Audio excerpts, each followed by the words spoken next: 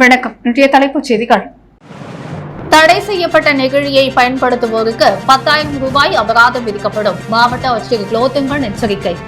இந்திய தொழிற்சங்கம் மையம் CITU தொழிற்சங்கம் சார்பில் பல்வேறு கோரிக்கைகளை வலியுறுத்தி சுதேசி மில் அருகே ஆர்ப்பாட்டம். மூளைக்காய்ச்சல் பரவாமல் தடுக்க புதுவையில் நீச்சல் குளங்கள் நீர்நிலைகள் சுத்தமாக பராமரிக்க வேண்டும்.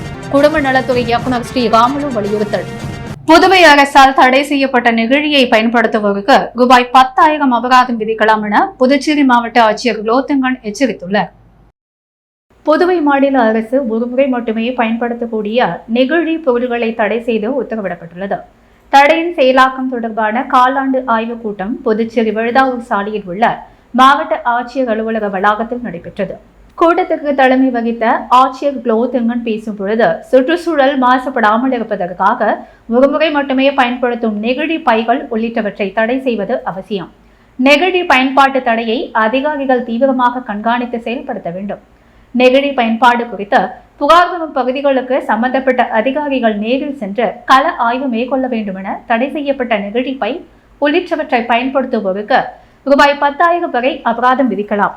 அதே நேரத்தில் நெகிழி பொருட்களுக்கு பதிலாக மாற்றுப் பொருட்களையும் பொதுமக்கள் பயன்பாட்டிற்கு அறிமுகப்படுத்துவது அவசியம். நெகிழிக்கான மாற்றுப் பொருட்கள் பயன்பாடு குறித்த விழிப்புணர்வையும் மக்களிடையே ஏற்படுத்த வேண்டும். நெகிழி பொருட்களின் பயன்பாடு தொடர்பான துணை விதிகளை அறிவிக்காத உள்ளாட்சி அமைப்புகள் வரும் ஆகஸ்ட் 15ஆம் தேதிக்குள் அதனை வெளியிட வேண்டும். புதுச்சேரியில் அனைத்து கொம்யூன் பஞ்சாயத்து அமைப்புகளிலும் சோலை விற்பனை அரங்குகள் அமைத்து நெகிழிக்கான மாற்றுப் பொருட்களை விற்பனை செய்ய வேண்டும் என்றார் ஆட்சியர் குலோத்துங்கன்.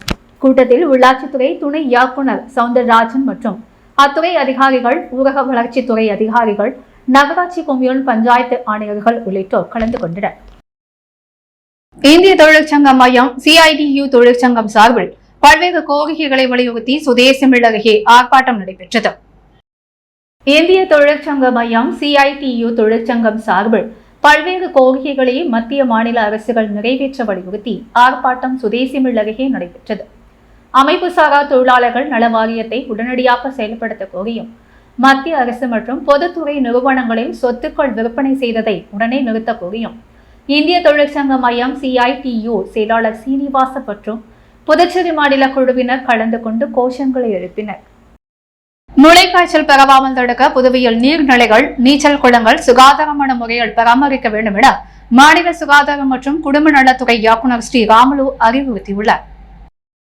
இதுகுறித்து அவர் வெளியிட்டுள்ள செய்திக்குறிப்பில், கேரளாவில் மூளைக்காய்ச்சல் நோயினால் 4 பேர் உயிரிழந்திருப்பதாக செய்திகள் வந்துள்ளன. மூளைக்காய்ச்சலுக்கு காரணம் அமீபா வகையைச் சார்ந்த நுண்ணுயிர் கிருமியாகும்.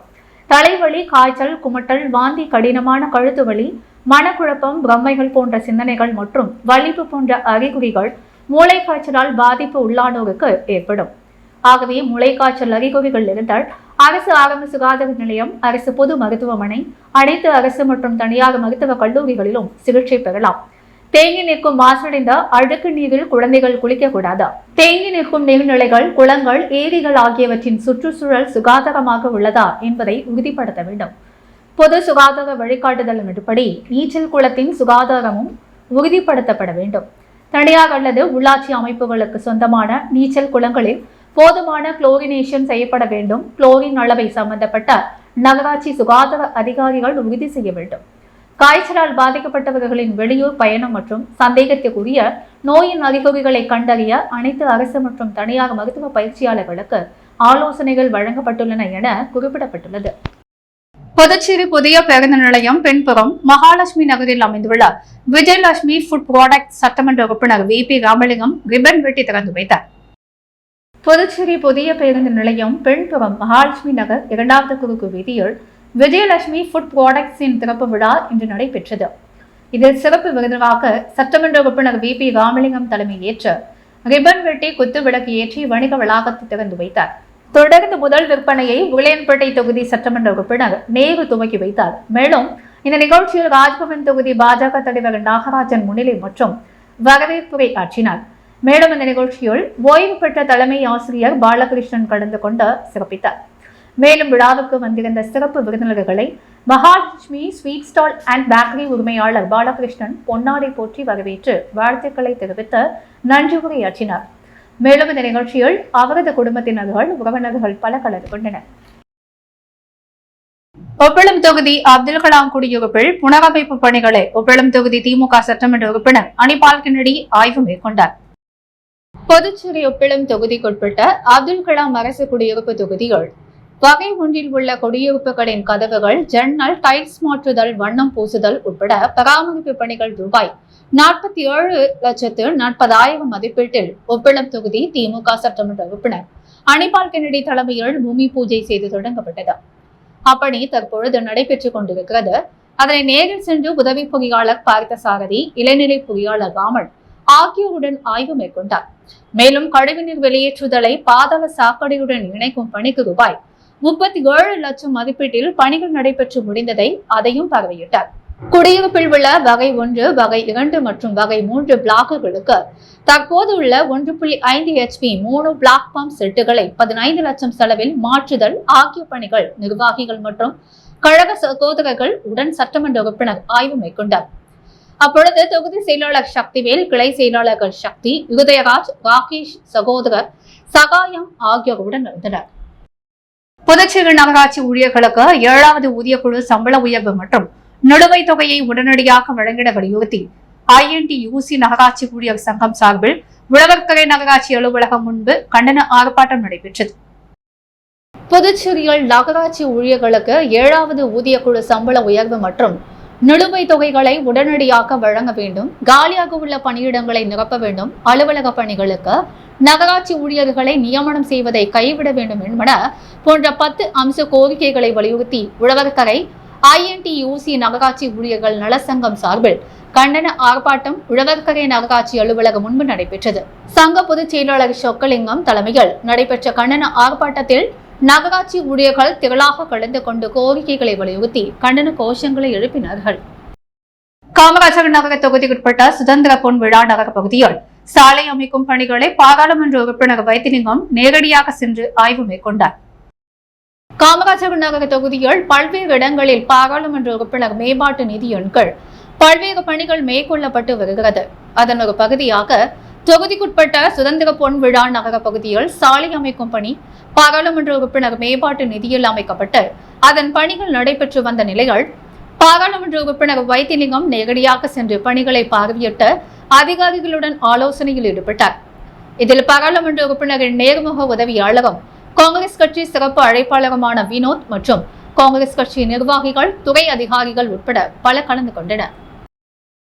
புதுச்சேரியில் அரசு பணியின் பொழுது உயிரிழந்தவர்களின் வாரிசுதாரர்களுக்கு கருணை அடிப்படையில் பணி வழங்க வேண்டும் என்று வலியுறுத்தி வாரிசுதாரர் சங்கத்தினர் கண்டன ஆர்ப்பாட்டத்தில் ஈடுபட்டனர். புதுச்சேரி நகராட்சியில் பணிபுரிந்து பணியின் பொழுது இறந்து போன மற்றும் மருத்துவ ஓய்வு பெற்ற ஊழியர்களின் வாரிசுதாரர்கள் சுமார் 177 பேர் கருணை அடிப்படையில் பணி வழங்க வேண்டும் என்று கடந்த 20 ஆண்டுகளுக்கு மேலாக கோரிக்கை வைத்து வருகின்றனர். ஆனால் அரசு இந்த கோரிக்கையை கண்டுகொள்ளவில்லை. இதனை வலியுறுத்தி வாரிசுதாரர்கள் நலசங்கம் சார்பில் பல கட்ட போராட்டங்களை நடத்தி வருகின்றனர். இதன் ஒரு பகுதியாக கருணை அடிப்படையில் அரசு பணி வழங்க வேண்டும் என வலியுறுத்தி புதுச்சேரி உள்ளாட்சித்துறை அலுவலகம் முன்பு வாரிசுதாரர்கள் நலசங்கம் சார்பில் கண்டன ஆர்ப்பாட்டம் நடைபெற்றது. இதில் சம்மேளன செயலாளர் ஆனந்த கணபதி, நகராட்சி ஊழியர் மற்றும் தொழிலாளர் நலசங்கம் தலைவர் கலிய பெருமாள், செயலாளர் வேளாங்கண்ணி தாசன், வாரிசுதாரர் நலசங்கம் தலைவர் டாக்டர் கலைமாமணி நமச்சிவாயம், சக்திவேல், சீனு பிரபு மற்றும் வாரிசுதாரர்கள் நலசங்கத்தினர் சுமார் 100க்கும் மேற்பட்டோர் கலந்து கொண்டு கோரிக்கைகளை வலியுறுத்தி கண்டன கோஷங்களை எழுப்பினார்கள். வீட்டில் வாடகை குடியிருக்கும் குடியிருப்பு வாசிகளிடம் மின் கட்டணத்தை வசூல் செய்து செலுத்தாமல் மோசடி செய்ததால் 3 மாதமாக மின்சாரம் இல்லாமல் தவிக்கும் குடும்பத்தினரின் செயல் அனைவரையும் கண்கலங்க வைத்துள்ளது. புதுச்சேரியைச் சேர்ந்தவர் ஜெயக்குமார். இவருக்கு பூமியான்பேட்டை அம்பேத்கர் நகரில் அடுக்குமாடி வீடு உள்ளது. இந்த வீட்டில் 5 குடும்பங்கள் கடந்த 10 வருடங்களுக்கு மேலாக குடியிருந்து வருகின்றன. மேலும் இவர்கள் பயன்படுத்தும் குடிநீர், மின் கட்டணம் மற்றும் வீட்டு வாடகை, வீட்டு வரி ஆகியவைகளை முறையாக செலுத்தி வந்திருக்கின்றன. ஆனால் இந்த கட்டணங்களை வீட்டின் உரிமையாளரான ஜெயக்குமார் செலுத்துவதாக கூறி கட்டணங்களை வசூல் செய்து பின் கட்டணத்தை செலுத்தவில்லை. வீட்டில் மின் கட்டணத்தை கடந்த 1 வருட காலமாக செலுத்தாததால் கடந்த 3 மாதத்திற்கு முன்பு அவரது வீட்டின் மின் இணைப்புகள் துண்டிக்கப்பட்டது. கடந்த 3 மாதங்களுக்கு மேலாக மின்சாரம் இல்லாமல் அந்த வீட்டில் குடியிருக்கும் 5 குடும்பங்களும் தவித்து வருகின்றன. இது சம்பந்தமாக வீட்டின் உரிமையாளர் கேட்டால் பொறுப்பில்லாமல் பதில் சொல்வதாகவும், தினந்தோறும் கொசுக்கடியிலும் புழுக்கத்திலும் தவித்து வருவதாகவும், இது குறித்து காவல் நிலையத்தில் புகார் அளித்தால் போலீசாரும் புகார் எடுக்காமல் விரட்டி விடுவதாகவும் தெரிவித்தனர். மேலும் முறையாக மின்கட்டணம் செலுத்தாமல் மோசடி செய்துவிட்டு திரும்பி கேட்டால் மின்கட்டணத்தை நீங்களே செலுத்துங்கள் என்று கூறுவதாக புலம்புகின்றனர். மேலும் சாப்பாட்டிற்கே சிரமப்படும் நிலையில் தற்பொழுது 1,16,000 மின் கட்டணத்தை எவ்வாறு செலுத்த முடியும் என்று அந்த வீட்டில் இருக்கும் குடியிருப்பு வாசிகள் கண்ணீர் விட்டு கதறுகின்றனர். 7 வீட்டில் வாடகைக்கு குடியிருக்கும் குடியிருப்பு வாசிகளிடம் மின் கட்டணத்தை வசூல் செய்து செலுத்தாமல் மோசடி செய்ததால் 3 மாதமாக மின்சாரம் இல்லாமல் தவிக்கும் குடும்பத்தினரின் செயல் அனைவரையும் கண்கலங்க வைத்துள்ளது. மேலும் இது குறித்து நடவடிக்கை எடுக்க வேண்டும் எனவும் அவர்கள் கோரிக்கை விடுத்துள்ளனர். 3 வருடமாக மின் வசதி இல்லாததால் குளிப்பதற்கும் கழிவறைகள் செல்ல சிரமப்பட்டு வருவதாகவும், பிள்ளைகள் படிக்க முடியாமல் தெருவிளக்குகளிலும் மெழுகுவர்த்தி வெளிச்சத்திலும் படித்து வருவதாகவும் வேதனை தெரிவித்தனர். மேலும் இது குறித்து நடவடிக்கை எடுக்க வேண்டும் எனவும் அவர்கள் கோரிக்கை விடுத்துள்ளனர். வீட்டில் வாடகை குடியிருக்கும் குடியிருப்பு வாசிகளிடம் மின் கட்டணத்தை வசூல் செய்து செலுத்தாமல் மோசடி செய்ததால் 3 மாதமாக மின்சாரம் இல்லாமல் தவிக்கும் குடும்பத்தினரின் செயல் அனைவரையும் கண்கலங்க வைத்துள்ளது. புதுவை ரெட்டியார்பாளையத்தைச் சேர்ந்த சிவதாஸ் குடும்பத்தினர் பிரமிதா என்கிற டோராவின் பரத அரங்கேற்ற விழா நடைபெற்றது. சிறப்பு விருந்தினராக பங்கேற்ற முதல்வர் ரங்கசாமி அரங்கேற்ற நாட்டிய நாயகிக்கு வாழ்த்து தெரிவித்தார். நாட்டிய சக்கரா டெம்பிள் ஆஃப் டான்ஸ் சார்பில் குரு கலைமாமணி டாக்டர் கார்த்திகா ரவிச்சந்திரன் மாணவி பிரேமிதா டோராவின் பரதநாட்டிய அரங்கேற்றம் கம்பன் கலை அரங்கம் புதுச்சேரியில் நடைபெற்றது. நிகழ்ச்சியில் சிறப்பு விருந்தினராக முதல்வர் ரங்கசாமி கலந்து கொண்டு அரங்கேற்ற நாட்டிய மாணவி பிரமிதா டோராவிற்கு சால்வை அணிவித்து நாட்டிய சக்கராவின் சிறப்பு சான்றிதழை வழங்கி வாழ்த்து தெரிவித்தார். சிறப்பு விருந்தினர்களாக கலைமாமணி, நந்தினி ராமணி, கலைமாமணி ஜெயஸ்ரீ, நாராயணன் ஆகியோர் பங்கேற்றனர். நாட்டிய நிகழ்ச்சியில் பக்க வாத்தியங்களாக கலைமாமணி குரு டாக்டர் கிருத்திகா ரவிச்சந்திரன் தலைமையில் ரித்தி முரரை, ஸ்ரீ ஜெய்சங்கர் கலைமாமணி, ஸ்ரீ ஸ்ரீனிவாசன், ஸ்ரீ ராஜராம், சுப்பிரமணியன் கலைமாமணி டாக்டர் பொன் சண்முகம், கலைவாளர் மணி, ஸ்ரீ ஆர் வாசுதேவன் ஆகியோர் பங்களித்தனர். முன்னதாக நிகழ்ச்சிக்கு வந்திருந்த சிறப்பு விருந்தினர்கள் மற்றும் கலைஞர்கள் அனைவருக்கும் சிவதாஸ் குடும்பத்தினர் சார்பில் சால்வை கடையம் வழங்கி கௌரவிக்கப்பட்டது மற்றும் நிகழ்ச்சியில் கலந்து கொண்ட அனைவருக்கும் நன்றி தெரிவித்தனர். உருளையன்பேட்டை தொகுதிக்குட்பட்ட பகுதிகளில் பொதுப்பணித்துறை கட்டிடங்கள் மற்றும் சாலைகள் மத்திய பிரிவின் மூலம் நடைபெற வேண்டிய சாலை அமைக்கும் பணிகள் குறித்து சட்டமன்ற உறுப்பினர் நேரு அதிகாரிகளுடன் ஆலோசனை நடத்தினார். புதுச்சேரி உருளையன்பேட்டை தொகுதிக்குட்பட்ட பகுதிகளில் பொதுப்பணித்துறை கட்டிடங்கள் மற்றும் சாலைகள் மத்திய பிரிவின் மூலம் நடைபெற வேண்டிய சாலை அமைக்கும் பணி மற்றும் இருபுற வாய்க்கால் அமைக்கும் பணிகள் பற்றிய ஆலோசனை கூட்டம் இன்று உருளையன்பேட்டை தொகுதி சட்டமன்ற உறுப்பினரும் புதுச்சேரி சட்டப்பேரவை அரசாங்க உறுதிமொழி குழு தலைவருமான நேரு என்கிற குப்புசாமி தலைமையில் ஆலோசனை கூட்டம் நடைபெற்றது. ஆலோசனையில் தொகுதியில் மேற்கொள்ளப்படும் சிமெண்ட் சாலை அமைத்தல் மற்றும் இருபுற வாய்க்கால் அமைத்தல் போன்ற பணிகள் குறித்து விரிவாக ஆலோசிக்கப்பட்டது. ஆலோசனைகள் பொதுப்பணித்துறை கட்டிடங்கள் மற்றும் சாலைகள் மத்திய பிரிவு செயற்பொறியாளர் ராஜகிருஷ்ணன், உதவி பொறியாளர் பார்த்தசாரதி, பன்னீர்செல்வம் மற்றும் அரசு அதிகாரிகள் பலர் உடன் இருந்தனர். கள்ளக்குறிச்சி விஷ சாராயம் அருந்தி உயிரிழந்தவர்களின் எண்ணிக்கை 66ஆக உயர்ந்துள்ளது. கள்ளக்குறிச்சி விஷ சாராயம் குடித்து 100க்கும் மேற்பட்டவர்கள் உடல்நலம் பாதிக்கப்பட்டனர். இவர்கள் சேலம் முண்டியப்பாக்கம் மற்றும் ஜிப்மர் மருத்துவமனைகள் அனுமதிக்கப்பட்டனர். இதில் புதுச்சேரி ஜிப்மர் மருத்துவமனையில் 19 பேர் அனுமதிக்கப்பட்டு சிகிச்சை பெற்று வந்தனர். இதில் 7 பேர் உயிரிழந்த நிலையில் 7 பேர் சிகிச்சை முடிந்து வீடு திரும்பினர். மீதமுள்ள 5 பேரும் சிகிச்சை பெற்று வந்தனர். இந்த நிலையில் இன்று சிவராமன் வயது 45 என்பவர் சிகிச்சை பலனின்றி உயிரிழந்தார். இதையடுத்து கள்ளக்குறிச்சியில் விஷ சாராயம் அருந்தி உயிரிழந்தவர்களின் எண்ணிக்கை 66ஆக உயர்ந்துள்ளது. ஜிப்மர் மருத்துவமனைகள் மேலும் 4 பேர் தீவிர சிகிச்சை அனுமதிக்கப்பட்டு சிகிச்சை பெற்று வருகின்றனர். சின்னகாலாப்பட்டு அரசு ஆரம்ப பள்ளிக்கு சமூக ஆர்வலர் ரமேஷ் LED டிவியை தனது சொந்த செலவில் வழங்கினார். புதுச்சேரி அடுத்த சின்ன காலாப்பட்டு அரசு ஆரம்ப பள்ளியில் 50க்கும் மேற்பட்ட மாணவ மாணவிகள் பயில்கின்றனர். இவர்களுக்கு ஸ்மார்ட் கிளாஸ் நடத்துவதற்கு போதிய வசதி இல்லாததால் இதை கருத்தில் கொண்டு சமூக ஆர்வலரான காலாப்பட்டு ரமேஷ் உடனடியாக சிங்கப்பூரில் இருந்தார் நேரடியாக LED டிவியை வழங்கி உள்ளார். இதை அவரின் குடும்பத்தினர் சார்பாக பள்ளியில் தலைமை ஆசிரியர் மற்றும் ஆசிரியரிடம் வழங்கப்பட்டது. இந்த நிகழ்ச்சியில் பள்ளி மாணவர்களும் பெற்றோர்களும் கலந்து கொண்டனர். சமூக ஆர்வலர் ரமேஷ் இந்த பள்ளியில் பல்வேறு நலத்திட்டங்களை செய்து வருகிறார் என்பது குறிப்பிடத்தக்கது. பூர்ணாங்குப்பம் கிராமத்தில் எழுந்தரில் உள்ள ஸ்ரீ திரௌபதி அம்மன் ஆலயத்தில் திருக்கல்யாண உற்சவம் நடைபெற்றது. புதுச்சேரி அரியாங்குப்பம் கொம்யூன் பூர்ணாங்குப்பம் கிராமத்தில் எழுந்தருளியுள்ள அருள்மிகு ஸ்ரீ திரௌபதி அம்மன் ஆலயத்தில் தீமிதி திருவிழா பிரம்மோற்சவத்தை முன்னிட்டு கடந்த மாதம் 25ஆம் தேதி இவ்வாலயத்தில் சிறப்பு பூஜைகளுடன் கொடியேற்றப்பட்டது. அதனைத் தொடர்ந்து நேற்று முன்தினம் சங்கராபரணி நதி கரையில் புனித நீர் திரட்டி கரகம் ஜோடிக்கப்பட்ட கரக வீதி உலா நடைபெற்றது. இன்று காலை அம்மனுக்கு சிறப்பு அபிஷேகம் அலங்காரம் செய்யப்பட்ட சிறப்பு பூஜைகளுடன் ஸ்ரீ அர்ஜுனன் திரௌபதி அம்மன் திருக்கல்யாணம் வைபவம் சிறப்பாக நடைபெற்றது. இதில் சிறப்பு விருந்தினராக சபாநாயகர் ஏம்பலம் செல்வம், முன்னாள் அரசு கொறடா அனந்தராமன் ஆகியோர் கலந்து கொண்டு சிறப்பித்தனர். மேலும் இந்த நிகழ்ச்சியில் ஏராளமான பக்தர்கள் கலந்து கொண்டு சுவாமி தரிசனம் செய்து வழிபட்டனர்.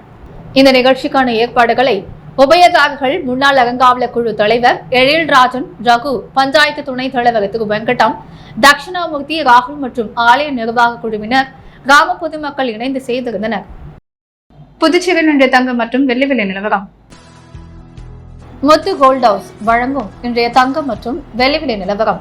தங்கம் ஒரு கிராம் 6710 ரூபாய், வெள்ளி ஒரு கிராம் 96 ரூபாய். மீண்டும் இன்றைய முக்கிய செய்திகள். தடை செய்யப்பட்ட நெகிழியை பயன்படுத்துவோருக்கு 10,000 ரூபாய் அபராதம் விதிக்கப்படும். மாவட்ட ஆட்சியர் குலோத்துங்கன் எச்சரிக்கை. இந்திய தொழிற்சங்கம் மையம் CITU தொழிற்சங்கம் சார்பில் பல்வேறு கோரிக்கைகளை வலியுறுத்தி சுதேசி மில் அருகே ஆர்ப்பாட்டம். மூளைக்காய்ச்சல் பரவாமல் தடுக்க புதுவையில் நீச்சல் குளங்கள், நீர்நிலைகள் சுத்தமாக பராமரிக்க வேண்டும். குடும்ப நலத்துறை இயக்குநர் ஸ்ரீராமுலு வலியுறுத்தல். புதுவையில் அரசு பணியின் பொழுது உயிர் இழந்தவர்களின் வாரிசுதாரர்களுக்கு கருணை அடிப்படையில் பணி வழங்க வலியுறுத்தி வாரிசுதாரர்கள் சங்கத்தினர் ஆர்ப்பாட்டம். இத்துடன் எஸ் மீடியா செய்திகள் நிறைவடைகிறது. வணக்கம்.